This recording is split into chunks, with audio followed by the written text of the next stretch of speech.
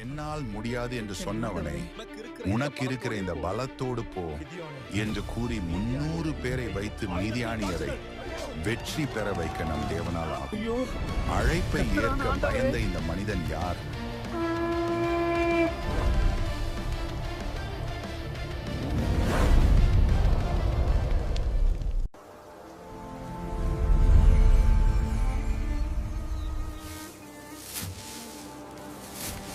பராக்கிரமசாலியே, கர்த்தர் உன்னோடே இருக்கிறார். என் ஆண்டவனே, கர்த்தர் எங்களோடே இருந்தால் இவையெல்லாம் எங்களுக்கு ஏன் நேரிடுகிறது? எங்கள் பிதாக்கள் சொன்ன அவர் அற்புதங்கள் எங்கே? அவர் எங்களை எகிப்திலிருந்து கொண்டு வரவில்லையா? இப்பொழுது கர்த்தர் எங்களை கைவிட்டு மிதியானியர் கையில் எங்களை ஒப்புக் கொடுத்தாரே. உனக்கு இருக்கிற இந்த பலத்தோடே போ. நீ இஸ்ரவேலை மித்யானியரின் கைக்கு தப்புவித்து ரட்சிப்பாய். உன்னை அனுப்புகிறவர் நான் அல்லவா? என் ஆண்டவரே, நான் இஸ்ரவேலை எதனாலே ரட்சிப்பேன்? இதோ மனாசேயில் என் குடும்பம் மிகவும் எளியது. என் தகப்பன் வீட்டில் நான் எல்லாரையும் சிறியவன்.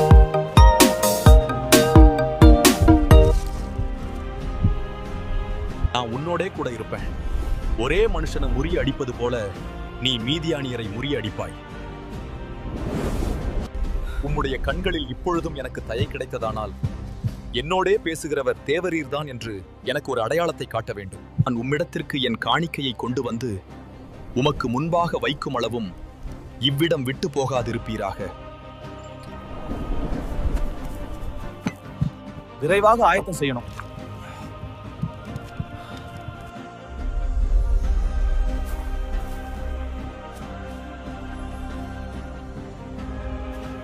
நீ இறைச்சியையும் புளிப்பில்லாத அப்பங்களையும் எடுத்து இந்த கற்பாறையின் மேல் வைத்து ஆணத்தை ஊற்று.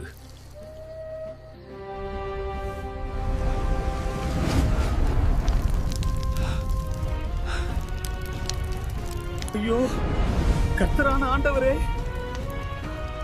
நான் கர்த்தருடைய தூதனை முகமுகமா கண்டனே. எனக்கு சமாதானம். பயப்படாதீர்கள், நீங்கள் சாக மாட்டீர்கள். சமாதானம்.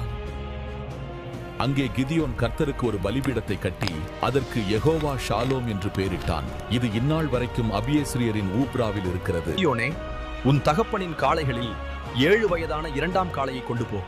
உன் தகப்பனுக்கு இருக்கிற பாகாலின் பலிபீடத்தை தகர்த்து இதன் அருகே இருக்கிற தோப்பை வெட்டி போட்டு இந்த கற்பாறை உச்சியிலே பாங்கான ஒரு இடத்தில் உன் தேவனாகிய கர்த்தருக்கு ஒரு பலிபீடத்தை கட்டி அந்த 2ஆம் காளையை கொண்டு வந்து அதை நீ வெட்டி போட்ட தோப்பினுடைய கட்டை விறகுகளின் மேல் சர்வாங்க தகனமாக பலியிடக் கடவாய்.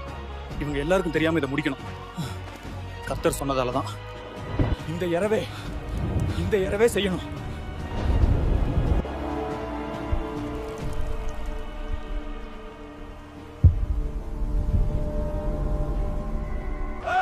பாகாலின் பலிபீடம் முழுசா தகர்ந்து போயிருக்கு. பக்கத்துல இருந்த தோப்பும் வெட்டப்பட்டிருக்கு. யார் இதை செய்தது? இப்படி செய்ய தைரியம் யாருக்கு வந்தது? அவனே பாகாலின் பலிபீடத்தை தகர்த்தவன். அவன் சாகணும். யோவாசே, உன் மகனை வெளியே கொண்டு வா. யோவாசின் மகன் கிதியோன் தான் செய்திருக்கான். அவனே பாகாலின் பலிபீடத்தை தகர்த்தவன். நீங்களா பாகாலுக்காக வழக்காட போறீர்கள்? அதை நீங்களா ரட்சிக்க போறீர்கள்? பாகாலுக்காக யார் வழக்காடினாலும் அந்த மனிதன் இன்று காலையில தானே சாக கடவன். அது உண்மையிலேயே தெய்வமாக இருந்திருந்தால் அதன் பலிபீடத்தை தகர்த்தவனை தானே தண்டிக்கட்டும். அந்நாளிலே அவனுக்கு எருபாகால் என்று பெயரிடப்பட்டது.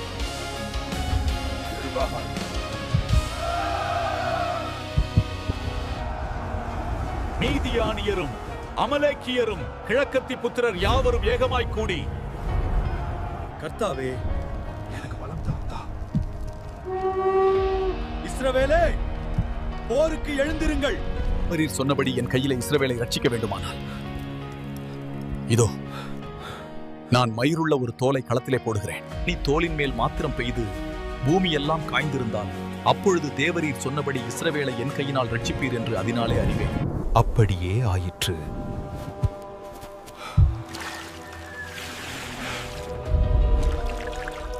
அப்பொழுது கிதியோன் தேவனை நோக்கி, நான் இன்னும் ஒரு விசை மாத்திரம் பேசுகிறேன், உமது கோபம் என்மேல் மூளாதிருப்பதாக. அப்படினாலே நான் இன்னும் ஒரே விசை சோதனை செய்யட்டும். தோல் மாத்திரம் காய்ந்திருக்கவும் பூமியெல்லாம் பனியால் நனைந்திருக்கவும் தேவரீர் கட்டளையிடும். அப்படியே தேவன் அன்று ராத்திரி செய்தார். தோல் மாத்திரம் காய்ந்திருந்து பூமி எங்கும் பனி பெய்திருந்தது.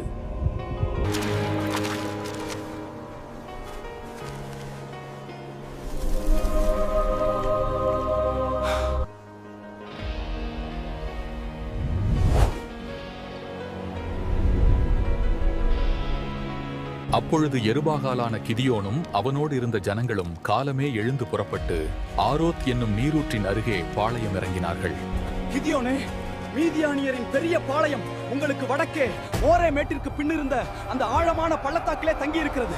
அங்கு பளபளக்கும் ஆயுதங்களும் எண்ணிக்கையில்லாத சிப்பாய்களும் ஒட்டகங்களும் எல்லாம் படையாக சூழ்ந்திருக்கிறது. வீரன் கிதியோனே, உன்னோடு இருக்கிற ஜனங்கள் மிகுதியாயிருக்கிறார்கள். என் கை என்னை ரட்சித்தது என்று இஸ்ரவேல் எனக்கு விரோதமாக வீம்பு பேசுகிறதற்கு இடமாகும். திகிலும் உள்ளவன் எவனோ அவன் திரும்பி கீலேயாத் மலைகளிலிருந்து விரைவாய் ஓடிவிடுங்கள். கிதியோனே, 22,000 வீரர்கள் திரும்பி போய்விட்டார்கள். 10,000 பேர் தான் மீந்திருக்கிறார்கள். அவர்கள் போகட்டும். கிதியோனே, ஜனங்கள் இன்னும் அதிகமாக இருக்கிறார்கள். அவர்களை தண்ணீர் அண்டைக்கு நடத்திப்போ. அங்கே நான் அவர்களை பரீட்சித்து காட்டுவேன். கூட வரலாம் என்று நான் யாரை குறிக்கிறேனோ அவன் உன்னோடே கூட வரக்கடவன். உன்னோடே கூட வரலாகாது என்று நான் யாரை குறிக்கிறேனோ அவன் உன்னோடே கூட வராதிருக்க கடவன். என்னதான் இன்னும் பரீட்சை இருக்குமோ? கடவுள் கிதியோனோட இருக்கிறார். பயப்படாதீங்க. மீதியார் நம்ம பார்த்துட்டாங்கன்னா தண்ணீரை ஒரு நாய் நக்கும் பிரகாரமாக அதை தன் நாவினாலே நக்குகிறவன் எவனோ அவனை தனியேயும் முழங்கால் ஊன்றி குனிகிறவன் எவனோ அவனை தனியேயும் நிறுத்து. தங்கள் கையால் அள்ளி தங்கள் வாய்க்கெடுத்து நக்கிக் கொண்ட அந்த 300 பேராலே நான் உங்களை ரட்சிப்பேன். கிதியோனே, கர்த்தரே, எல்லாம் உமது கிருபை. கிதியோனே, மீதியானியரை உன் கையில் ஒப்புக் கொடுப்பேன். இதுதான் கர்த்தரின் நேரம். பயப்படுபவர்கள் உங்கள் வீடுகளுக்கு திரும்பிச் செல்லலாம். ஆனால் இந்த 300 பேர் தங்கி இருந்து போரிடுவார்கள். உனக்கு பயம் இருப்பின் உன் வேலைக்காரனாகிய பூராவோடு சேர்ந்து கீழே போ. அவர்கள் சொல்லுகிறதை கேள். அப்பொழுது உன் கரங்கள் பலமாகும். நீ எழுந்து அந்த பாளையத்திற்குள் இறங்கிப்போ. அதை உன் கைக்கு ஒப்புக் கொடுத்திருக்கிறேன். பூரா என்னுடன் வா. இப்பொழுதா? கீழே அந்த பாளையத்திற்குள்ளா? சரி, நான் உங்களோட வருகிறேன். சுட்டிருந்த ஒரு வார்கோதுமை அப்பம் மீதியானியரின் பாளையத்திற்குள் உருண்டு வந்தது. அது எங்கள் கூடாரத்தை வந்தவுடனே அதை தள்ளி கவிழ்த்து போட்டது. கூடாரம் தரையில் விழுந்து போயிற்று. சகோதரா, இது வேறு எதுவும் அல்ல, இஸ்ரவேலியனாகிய கிதியோனின் பட்டயம். தேவன் மீதியானியரையும் எங்கள் எல்லா படையையும் அவன் கைக்கு ஒப்புக் கொடுத்திருக்கிறார். அப்பொழுது கிதியோன் கேள்விப்பட்ட வார்த்தைக்கு கர்த்தரை தொழுதான். அவன் மீண்டும் பாளையத்திற்கு திரும்பினான். எழுந்திருங்கள், கர்த்தர் மீதியானியரின் பாளையத்தை உங்கள் கைகளில் ஒப்புக் கொடுத்தார். நான் செய்வதை பார்த்து அப்படியே நீங்கள் செய்யுங்கள். நானும் என்னோட இருக்கும் சகலமான பேரும் எக்காலம் ஊதும்போது நீங்களும் பாளையத்தை சுற்றி எக்காலங்கள். இப்பொழுது உங்கள் குரல் முழங்கட்டும். கர்த்தருடைய பட்டயம், கிதியோனுடைய பட்டயம் என்பீர்களாக.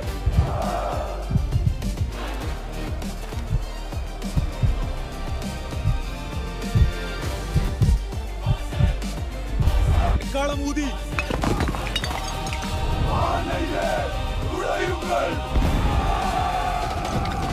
கர்த்தருடைய பட்டயம், கிதியோனுடைய பட்டயம்.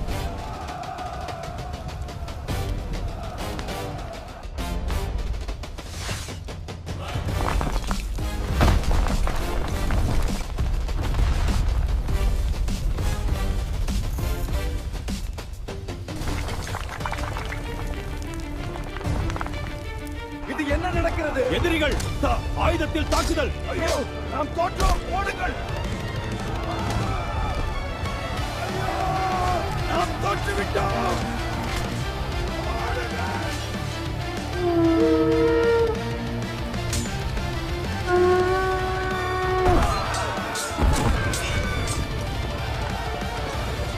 அப்பொழுது நப்தலி மனுஷரும் ஆசேர் மனுஷரும் மனாசேயின் சகல மனுஷரும் இஸ்ரவேலர் கூடி மீதியானியரை பின்தொடர்ந்து போனார்கள். எபிராயீம் மனுஷரே, அந்த நதிக்கு சென்று துறைகளை கட்டிக்கொள்ளுங்கள். அவர்களை விட்டு விடாதீர்கள். ஓரேப்பையும் சேப்பையும் உயிரோட போக விடாதீர்கள்.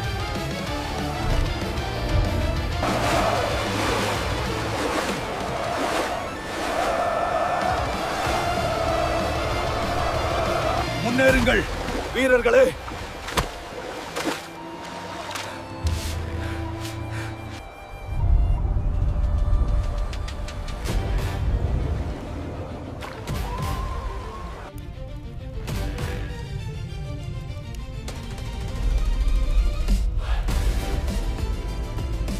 நண்பர்களே, இந்த வீடியோ உங்களுக்கு பிடிச்சிருந்தா லைக் பண்ணுங்க, ஷேர் பண்ணுங்க. அனைத்திற்கும் பெல் பட்டனை செட் செய்ய மறக்காதீர்கள். அப்போது புதிய வீடியோக்கள் உங்களுக்கு நோட்டிபிகேஷனாக வரும்.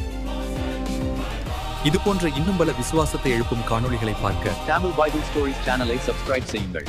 அப்பொழுது நாங்கள் போடும் புதிய வீடியோகள் உங்களுக்கு நோட்டிபிகேஷன்